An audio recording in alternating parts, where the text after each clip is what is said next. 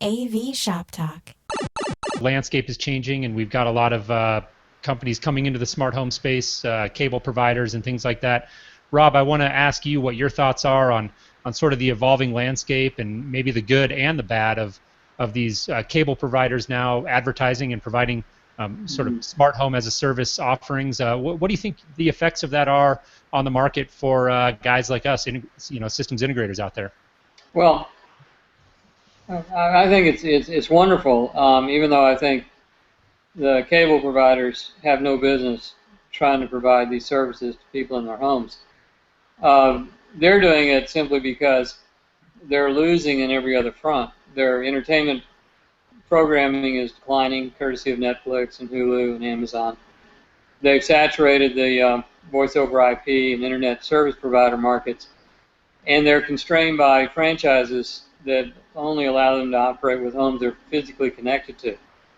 But they've always been the only choice. And as a monopoly, they developed the arrogance of a monopoly, and they consistently rank in the most hated companies in the United States. Not sure about Canada, but down here, nobody really wants to do business with Comcast, AT&T, Cox, Time Warner, or for that matter, really ADT. They all resemble monopolies.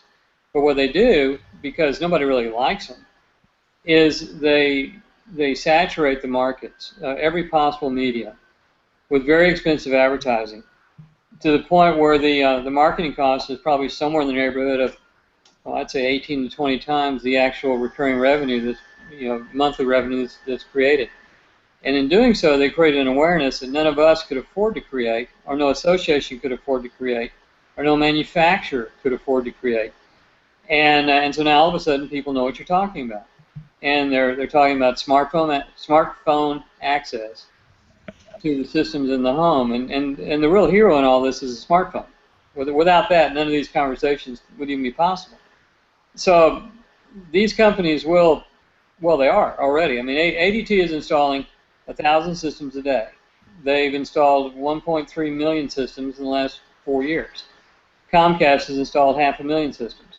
Alarm.com, which is a provider for independent dealers, is somewhere around 2.3 million subscribers. These are enormous numbers when compared with anything that Crestron or Control4 in its first 10 years did, I think, 172,000 systems. That turns out to about one system per dealer per month. Someone like 2GIG will do that kind of volume in a handful of months. They're approaching 3 million transactions. So these numbers are enormous. And the cable companies, the phone companies, and the largest security company are funding the awareness of the public, and they're doing it in a world where their monopoly status is of no value. And so it creates an opportunity for the dealers that has never existed before. So I think it's great, because they really can't do a very good job. Yeah. It's kind of neat when people who can't really do the work are paying for all the advertising.